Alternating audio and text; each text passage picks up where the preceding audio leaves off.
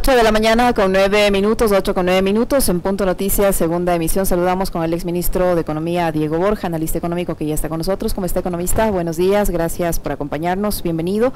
Estamos con usted, Alexis Moncayo, quien le habla, Licenia Espinel. El presidente Guillermo Lasso prevé vender el Banco del Pacífico, dice que con esos recursos se va a estructurar un fondo de sostenibilidad para financiar el plan para reducir la desnutrición crónica infantil en el país. Esto lo dijo en el contexto de un aniversario de la Asociación de Municipalidades del Ecuador, en la que hizo varios anuncios. Entre ellos, especificó que con los recursos que se obtengan de la venta del Banco del Pacífico se va a combatir la desnutrición infantil, una obligación del Estado a través de otras dependencias como el Ministerio de Bienestar Social. ¿Qué opinión le merece este anuncio del presidente de la República? ¿Es posible, es justo, no es justo? ¿Es una empresa rentable que le está generando utilidades al Estado y que funciona además como regulador entre la banca privada y la banca pública? ¿Qué cree usted que va a pasar? ¿Se va a poder o no concretar esta venta y se va a cumplir este, entre comillas, noble objetivo de combatir la desnutrición infantil?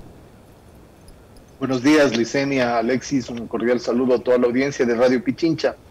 Mire, el anuncio, en primer lugar, es un anuncio falso y falaz, porque digamos que se quisiera combatir el tema de la desnutrición infantil, digamos que fuera así.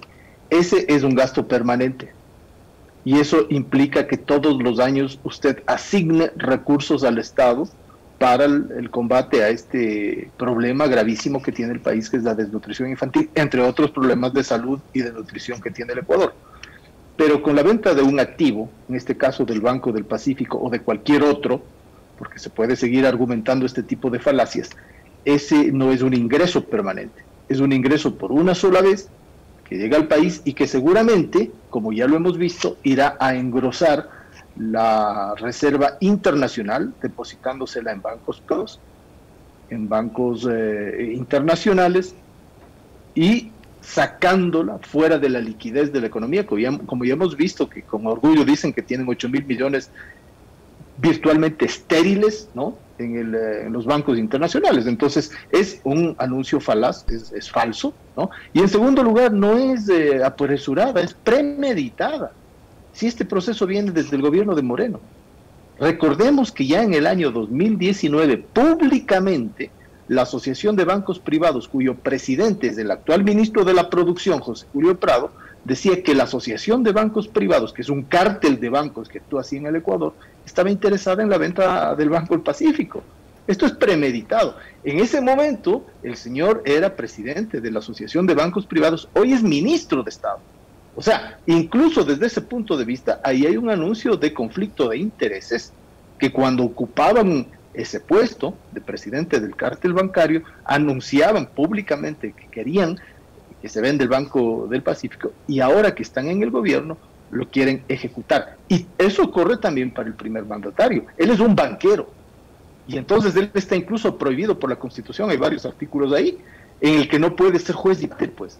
Juez y parte en el sentido de tomar decisiones que pueden afectar un sistema oligopólico bancario, ¿no? Porque el Ecuador es un sistema oligopólico donde 4 bancos virtualmente tienen el 70% del negocio bancario, y el Banco del Pacífico, como usted bien ha dicho, contribuye de alguna manera a desestabilizar ese funcionamiento de cártel que tienen los bancos en términos de la tasa de interés, que es el precio del dinero, y en términos de las condiciones de crédito. Hay varias porciones de crédito que, si no hubiera sido por la participación del Banco del Pacífico, simplemente la banca privada no la hubiera hecho, como por ejemplo el crédito social para vivienda.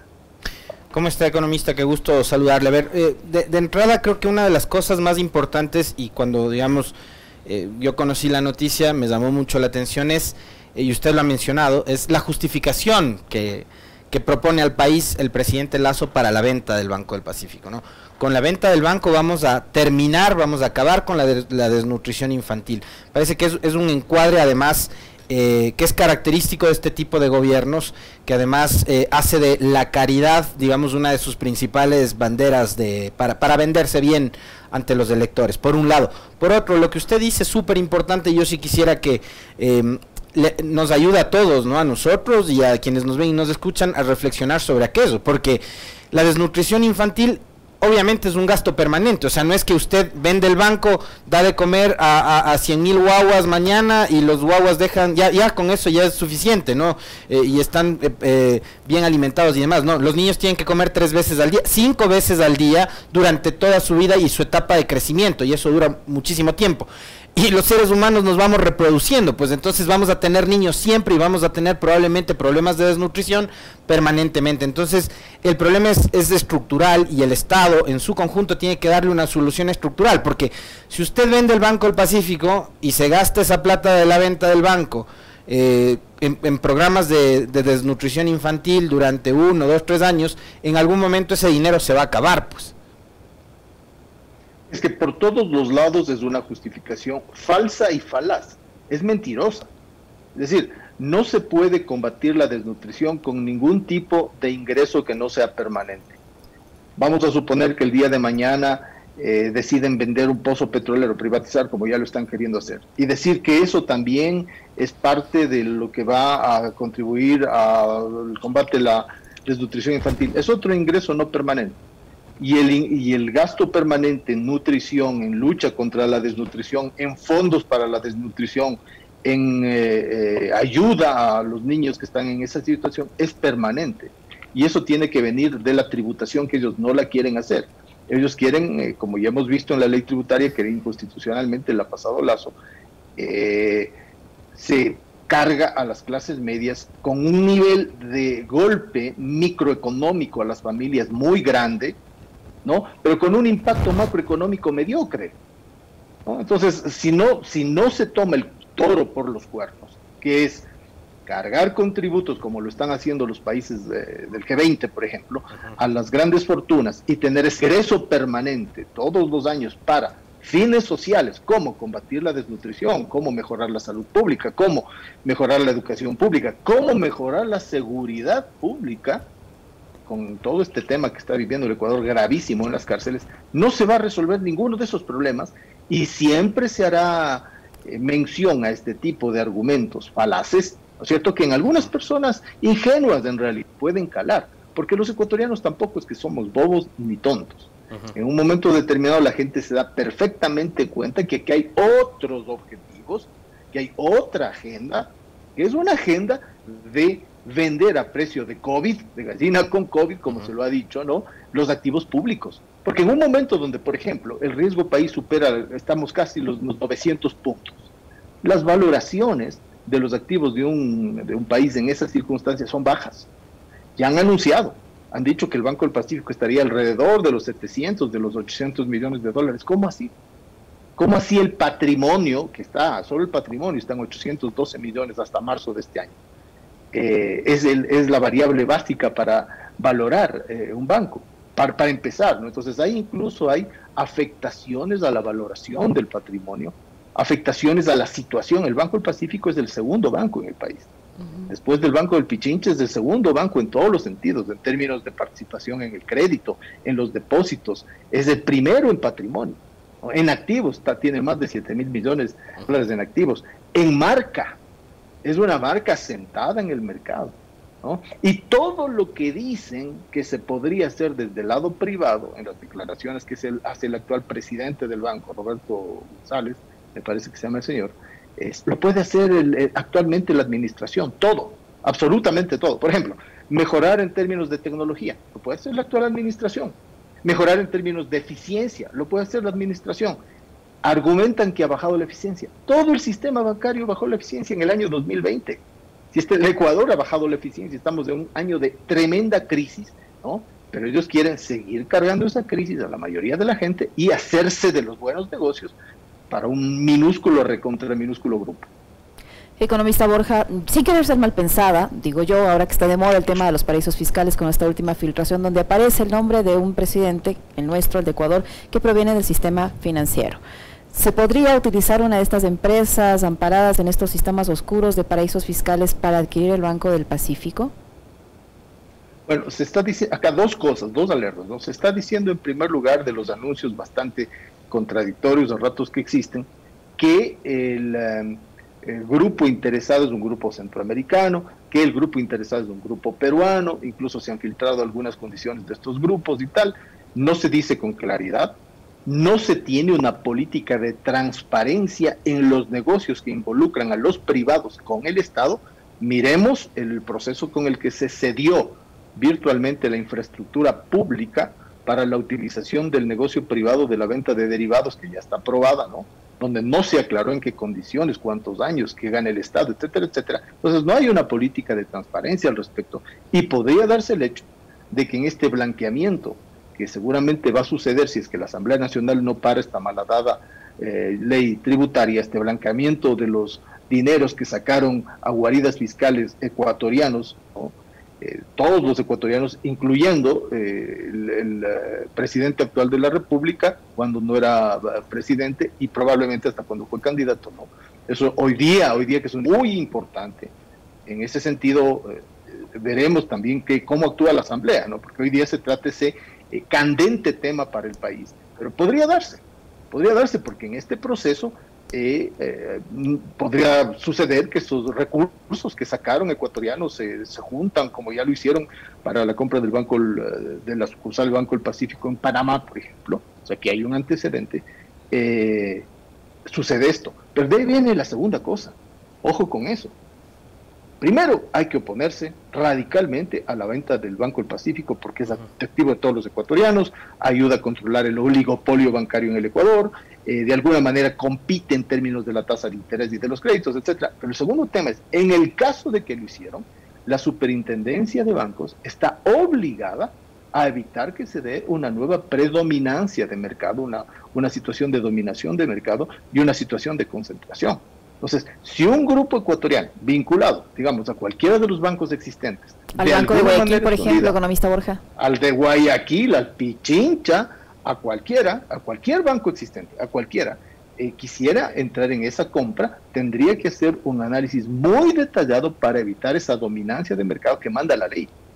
Evitar, ¿no? Entonces, en el peor de los casos, digo, porque acá es indispensable que los ecuatorianos en general hagamos conciencia que tenemos de alguna manera un ente, que es un ente de propiedad pública, que es el Banco del Pacífico, ¿no? Que ayuda a regular una situación de un mercado bancario, de un mercado financiero, donde increíblemente, las tasas de rentabilidad a costa de los ecuatorianos son gigantescas, incluso en medio de la pandemia, cuando todos los negocios, toda la economía ha caído, cuando en el año 2020 la economía ecuatoriana quebró, creció a menos 7%, la banca privada tuvo utilidades de más de $200 millones.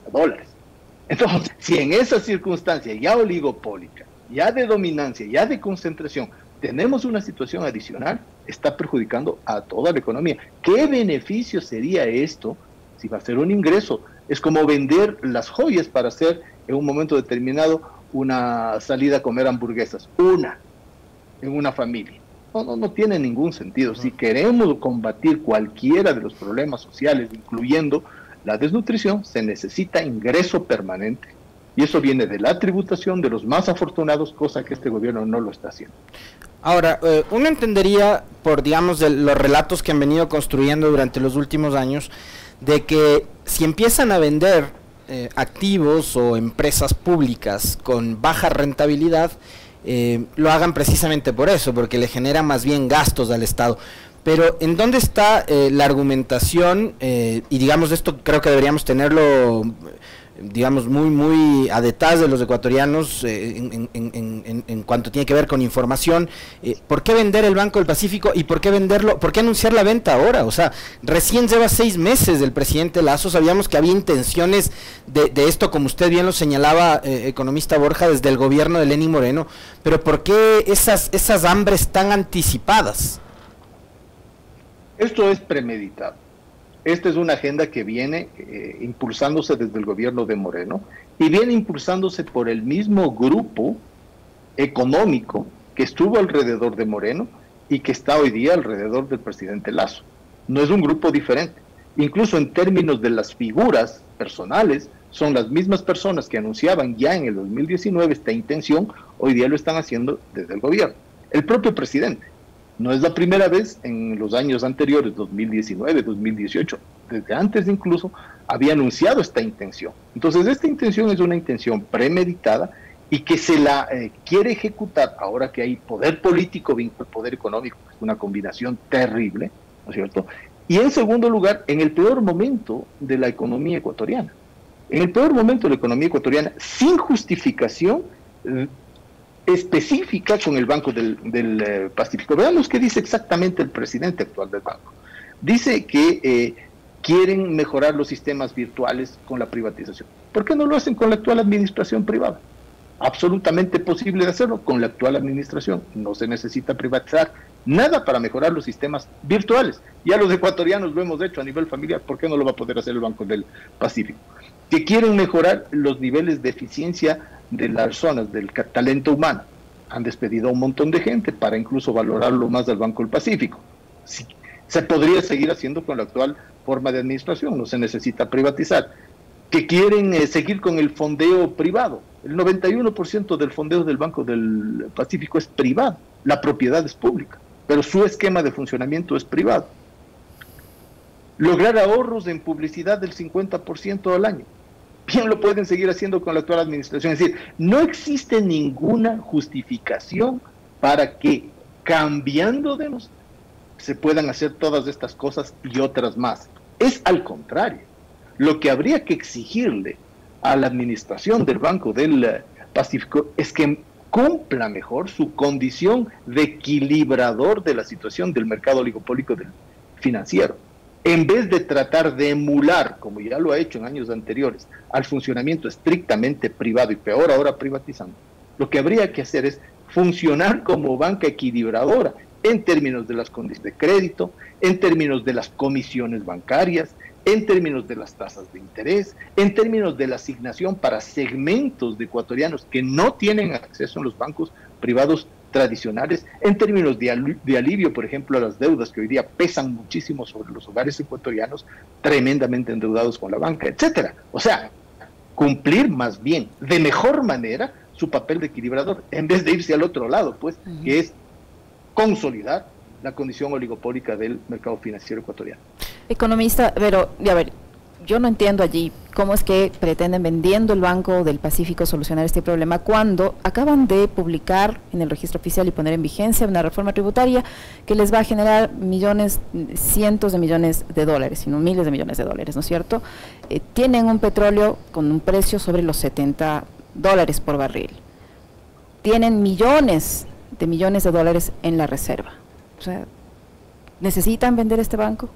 Si tienen todos estos elementos, eso por un lado. Por otro, no sería un mejor negocio, digo yo, porque también le deben al Instituto Ecuatoriano de Seguridad Social, y el Banco del Pacífico es un banco del Estado. ¿No sería un mejor negocio que se invierta de alguna manera el Banco del Pacífico en la Seguridad Social para pagar un poco de esa deuda que se tiene con la Seguridad Social y así quedaría en manos de los mismos ecuatorianos?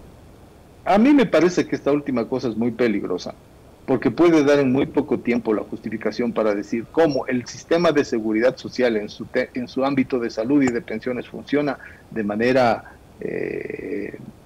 bastante floja en términos administrativos. Entonces ahora tienen la justificación además de que no son hábiles para manejar el Banco del Pacífico, y como el BIES tampoco es bien manejado, entonces también vamos a la privatización del BIES.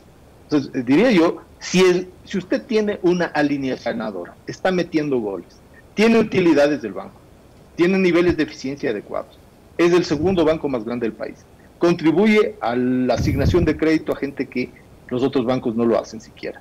¿Por qué va a cambiar? ¿Cuál es la razón? Si quieren combatir la desnutrición infantil, cobren los impuestos a las más grandes fortunas o utilicen una parte de lo que tienen parado, esterilizado en la Reserva Internacional. El otro día se ufanaba el gerente del Banco Central, es decir, tenemos 8.000 millones en la reserva, y ahí incluso amerita una discusión en términos monetarios. Entonces, en un país dolarizado, ¿qué nos está resguardando eso? ¿Qué está soportando esa reserva? ¿Qué? Cuando nos dolarizamos, el Ecuador tenía 900 millones de dólares.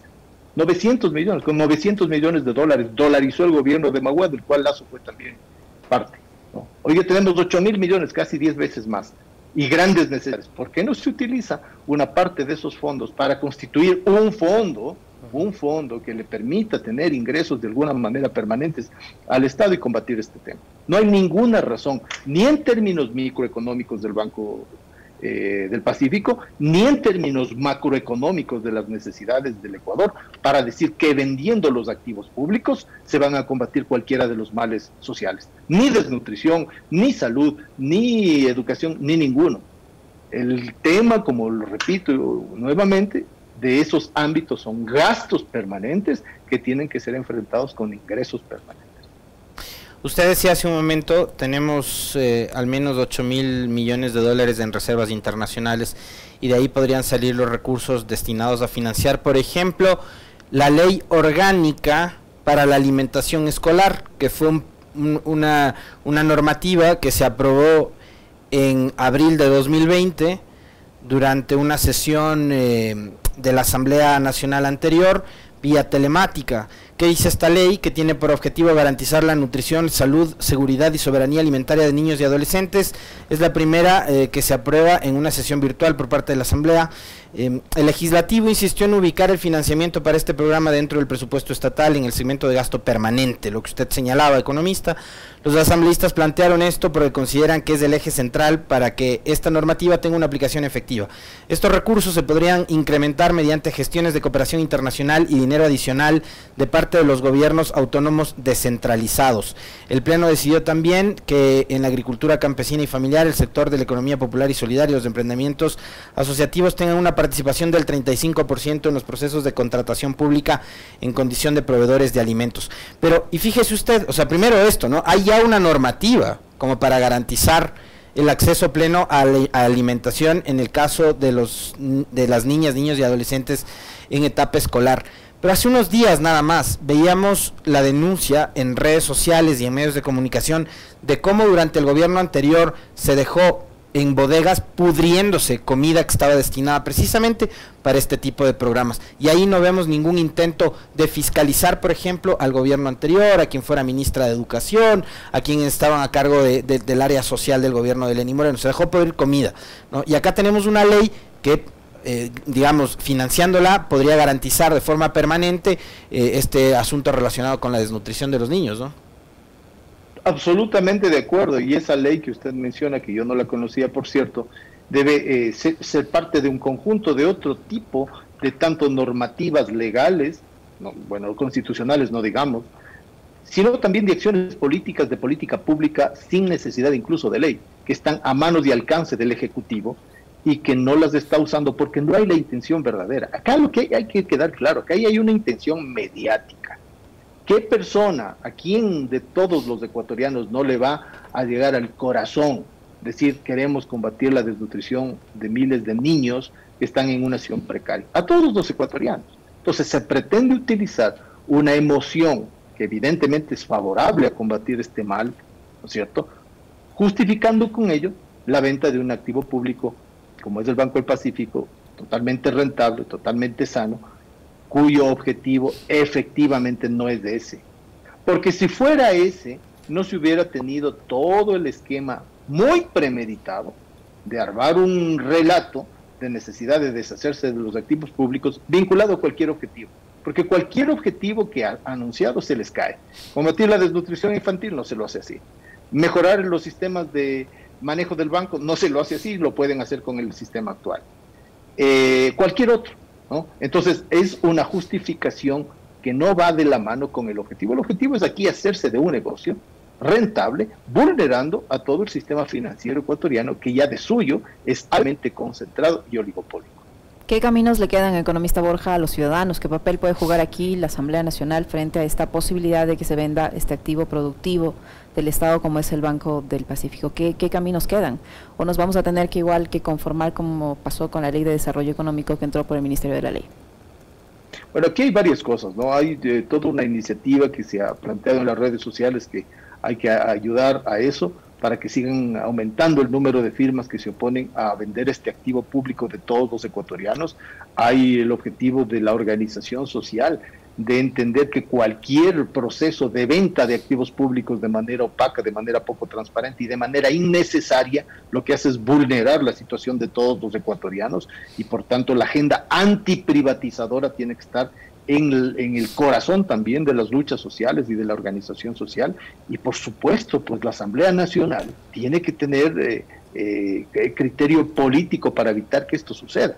Y bueno, de la Comisión de Fiscalización no me espero nada, la verdad, porque aquí ahí hay un objetivo clarísimo de golpear, como lo ha dicho su presidente, con todo el odio que lleva adentro a determinadas personas y no de fiscalizar nada. Porque una persona que tiene semejante odio, que además lo anuncia públicamente, no voy a superar, dijo, yo voy a estar con el odio toda la vida, no puedo superarlo. ¿Cómo una persona que tiene tanto odio puede tener un mínimo de neutralidad? O sea, evidentemente eso no existe, pero hay otras instancias en la Asamblea que en su momento, por cierto, ya discutieron también, si no me equivoco fue en el 2020, ya se discutió esta intención que había de vender el Banco del Pacífico en un momento donde la situación económica no es buena para el país y por tanto la pérdida incluso en el caso de que se diera económica y financiera sería muy grande, muy grande. Hay una empresa que valoró, si no me equivoco, en 2 veces el patrimonio hace varios años atrás, creo que fue en el 2011, el Observatorio de la Dolarización lo anunció en su momento,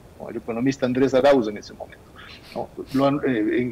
Esa empresa la valoró en 2 veces el patrimonio. Si tomaríamos solo esa referencia, hoy día el precio de base del Banco del Pacífico no sería los 800 millones que dicen, sino al menos 2.600 millones. Es decir, incluso desde esa perspectiva, los anuncios son insados, son equivocados, son malintencionados. Uno de los anuncios que hizo también el presidente de la República, economista Borja, es que va a vender tierras concesionadas a camaroneras. ¿Esto qué beneficio le traerá al país o qué perjuicio le puede traer al país? Este anuncio que dijo a través de una ley de inversiones, ¿no? No, es que si se les sigue dando cuerda, nos venden las Galápagos. O sea, aquí hay una intención privatizadora desde hace mucho tiempo atrás, en la cual todos los activos públicos, si pudieran hacerlo, lo subastarían. Pero acá en buena hora, primero hay una conciencia ciudadana, hay un grupo político importante en varios partidos que entendemos clarísimamente que vulnerar el patrimonio nacional lo que hace es permitir lo que ya hemos visto en otros países de la región. Cuando en su momento la ola privatizadora golpeó fuertemente, por ejemplo, a la Argentina, vendieron incluso, concesionaron o vendieron a privados las fuentes de agua, el agua. O sea, y si aquí les damos cuerda, igual nos venden todo, como le digo, hasta las Galápagos. Entonces, hay que tener muchísimo cuidado con las tierras, por ejemplo, en el caso de las tierras de las camaroneras, ¿cierto? Son frontera, están hacia el mar, son en las playas, son en las costas. Incluso hay prohibiciones, por ejemplo, de enajenar eso a propietarios internacionales, por temas de seguridad, incluso nacional, ¿no? Entonces, se hace tabla rasa de todo. El artículo 232 de la Constitución y el artículo 310 de la Constitución, los dos artículos, como la Constitución realmente no se la pasan, ¿no es cierto?, prohíbe con claridad que haya conflictos de intereses.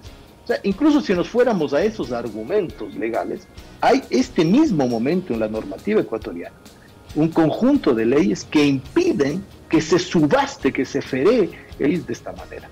Y eso también tiene que pesar sobre los actores políticos que están en el centro de lo jurídico y lo político, que es la Asamblea. Y entonces no hacerse de la vista gorda y usar solamente la fiscalización por el odio hacia determinados grupos, determinadas personas o determinado gobierno, concretamente el gobierno del presidente Correa, y dejar de lado la fiscalización a un gobierno que le destruyó al Ecuador. Y esto no lo digo desde una opinión. Si usted observa los indicadores económicos y sociales en el gobierno de Moreno, son de destrucción. Le pongo uno solo. La pobreza subió del 22% al 33% en el gobierno de Moreno. 11 puntos porcentuales. Volvimos a los años 2009 en términos de pobreza, 2010. Es una destrucción. ¿Por qué no se fiscaliza eso? Así es. Muchísimas gracias, economista. Se nos terminó el tiempo. Muy amable. Gracias por su información. Gracias.